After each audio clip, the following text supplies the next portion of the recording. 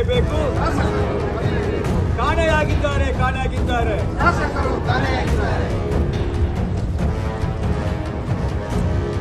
ನಮ್ಮ ಬೆಳ್ತಂಗಡಿಯ ಶಾಸಕರು ಕಾಣೆಯಾಗಿದ್ದಾರೆ. ಇಲ್ಲಿ ಬೆಳ್ತಂಗಡಿಯ ಜನರು ಸಂಕಷ್ಟದಲ್ಲಿದ್ದಾರೆ. ಅವರು ಹೋಗಿ ಬ್ಯಾಂಗ್ಳೂರಿನಲ್ಲಿ ಕೂತಿದ್ದಾರೆ. ಈಗ ಅವರನ್ನು ಹುಡುಕ್ಲಿಕ್ಕೆ ಟಾರ್ಚ್ ಹುಡುಕ್ತಿದ್ದಾರೆ ಬೆಳ್ತಂಗಡಿಯ ತಾಲೂಕಿನ ಜನರು. ಅವರು ಟಾರ್ಚ್ ಬೇಕಾಗಿದೆ. ಮತ್ತು ಬೆಳ್ತಂಗಡಿಯಲ್ಲಿ ಮಾಜಿ ಶಾಸಕರಾದ ವಸಂತ ಬಂಗೇರ ಅವರು ತಂದ ಅನುದಾನವು 30 ವರ್ಷ ಆದರೂ ಏನಾಗಲಿಲ್ಲ. ಈಗ ಹರೀಶ್ ಪೂಂಜಾರವರು ತಂದ ಕಾಮಗಾರಿ 3 ವರ್ಷದಲ್ಲಿ ಎಲ್ಲ ಕೊಳ್ಳಕ್ಕೆ ಹೋಗಿ ಆಯಿತು. ಇಂಥ ಒಬ್ಬ ಬೇಜವಾಬ್ದಾರಿ ಶಾಸಕ ಕರ್ನಾಟಕದಲ್ಲಿ ಎಲ್ಲಿಯೂ ಇಲ್ಲ, ಬೆಳ್ತಂಗಡಿಯಲ್ಲಿ ಮಾತ್ರ ಇರುವುದು. ನಮ್ಮ ಶಾಸಕರಾದ ಹರೀಶ್ ಪೂಂಜರು ನಮ್ಮ ತಾಲೂಕಿನಾದ್ಯಂತ ಮಹಾಮಳೆಯಿಂದ ಅಪಾರವಾದ ಆಸ್ತಿ ಪಾಸ್ತಿ ನಷ್ಟವಾಗಿದೆ. ಆದರೆ ಜನರ ಸಂಕಷ್ಟವನ್ನು ಕೇಳುವುದು ಬಿಟ್ಟು ಅವರು ತಮ್ಮ ಪಾರ್ಟಿಯ ಕೆಲಸದ ನಿಮಿತ್ತ ಬೆಂಗಳೂರಿನಲ್ಲಿ ಹೋಗಿ ಬೆಂಗಳೂರಿನಲ್ಲಿ ಪ್ರತಿಭಟಿಸ್ತಾ ಇದ್ದಾರೆ. ಇದು ಎಷ್ಟು ನ್ಯಾಯ? ಇಲ್ಲಿ ಬೆಳ್ತಂಗಡಿ ಜನತೆಯಿಂದ 1 ಲಕ್ಷಕ್ಕಿಂತ ಹೆಚ್ಚು ಓಟು ತಗೊಂಡು ಅವರು ಅಲ್ಲಿ ಹೋಗಿ ಕೂತು ಇಲ್ಲಿ ನಮ್ಮ ಜನರಿಗೆ ಅನ್ಯಾಯ ಮಾಡ್ತಾ ಇದ್ದಾರೆ. ಅವರೊಬ್ಬ ಶಾಸಕರ ಕರ್ತವ್ಯ ಏನು? ಶಾಸಕರ ಕರ್ತವ್ಯ ಅಂತ ನೋಡಿ, ಈಗ ಜನರಿದ್ದ ಸಮಸ್ಯೆಯನ್ನು ಆಲಿಸಿ ಸರ್ಕಾರದ ಮುಂದೆ ಅವ್ರ ಗಮನಕ್ಕೆ ತರಬೇಕು.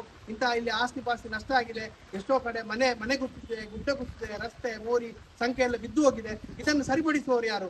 ಈಗ ಸರ್ಕಾರದ ಪ್ರತಿನಿಧಿಯಾಗಿ ನಮ್ಮ ಸರ್ಕಾರದ ಗಮನಕ್ಕೆ ತರಬೇಕು. ಅದೇ ರೀತಿ ನಮ್ಮ ಉಸ್ತುವಾರಿ ಮಂತ್ರಿಗಳು ನಮ್ಮ ತಾಲೂಕಿಗೆ ಭೇಟಿ ಕೊಟ್ಟರು. ಆದ್ರೆ ನಮ್ಮ ಶಾಸಕರು ಎಲ್ಲಿದ್ದಾರೆ? ಉಸ್ತುವಾರಿ ಸಚಿವರನ್ನು ಅವರು ಹೇಳ್ಬೇಕಿತ್ತು, ನಮ್ಮ ಜನತೆಗೆ ಇಷ್ಟೊಂದು ತೊಂದರೆ ಆಗಿದೆ, ನೀವು ಅದನ್ನು ಪರಿಹರಿಸಬೇಕಂತ ಹೇಳಿ.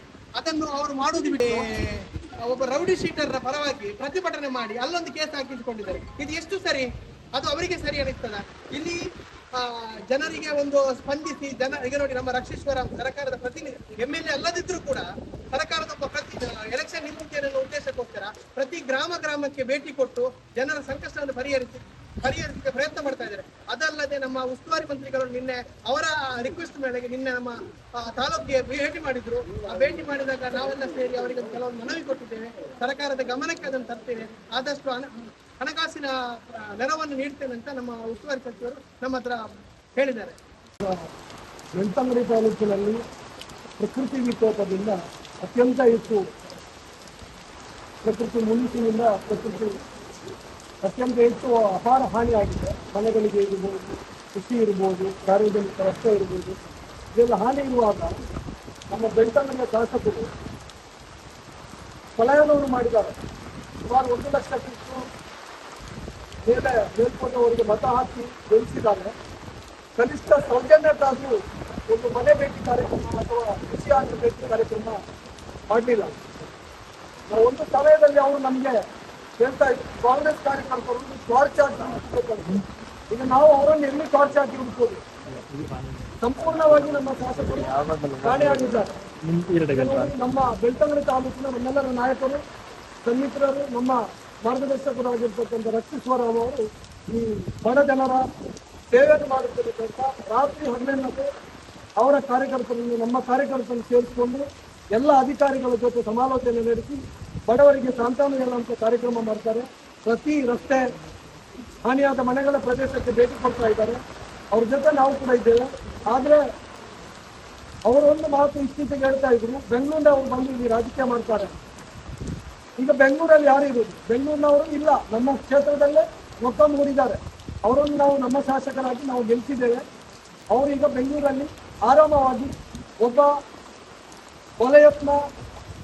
ಕೊಲೆ ಮಾಡಿದವ ರೌಡಿ ಶೀಟರ್, ಒಬ್ಬ ಪುನೀತ್ ಕೆರೆಯಲ್ಲಿ 3rd ಕ್ಲಾಸ್ ಒಬ್ಬ ವಸೂಲಿಗಾರ, ಅವರ ಪರವಾಗಿ ಹೋರಾಟ ಮಾಡಲಿಕ್ಕೆ ಬೆಂಗಳೂರಲ್ಲಿ ಬೆಚ್ಚಗೆ ಆಗಿ ಕೂತ್ಕೊಂಡಿದ್ದಾರೆ. ನಾವು ಮಾನ್ಯ ಶಾಸಕರ ಹತ್ರ ನಾವೊಂದು ವಿನಂತಿ ಮಾಡ್ತೇವೆ, ನೀವು ಕೂಡಲೇ ನೀವು ಬೆಳ್ತಂಗಡಿಗೆ ಬಂದು ಕ್ಷೇತ್ರದಲ್ಲಿ ಆಗಿರ್ತಕ್ಕಂಥ ಕಷ್ಟ ನಷ್ಟಗಳಿಗೆ, ಹಾನಿಯಾದ ಪ್ರದೇಶಗಳಿಗೆ ಭೇಟಿ ಕೊಟ್ಟು ನಮ್ಮ ಜನರಿಗೆ, ನಮ್ಮ ನಾಗರಿಕರಿಗೆ, ನಮ್ಮ ಸಮಾಜಕ್ಕೆ ಸಾಂತ್ವನವನ್ನು ನೀಡಬೇಕು. ಇಲ್ಲದಿದ್ದರೆ ನೀವು ಎಲ್ಲಿದ್ರೂ ಬೆಳ್ತಂಗಡಿಯ ಜನತೆ ನಾವು ಖಂಡಿತವಾಗಿ ನಿಮ್ಮನ್ನು ನಾವು ಹುಡುಕಿ ಇಲ್ಲಿ ಬೆಳ್ತಂಗಡಿಗೆ ತರ್ತೇವೆ ಅಂತ ಹೇಳುವ ಮಾತನ್ನು ನಾನು ಹೇಳ್ತಾ ಇದ್ದೆ.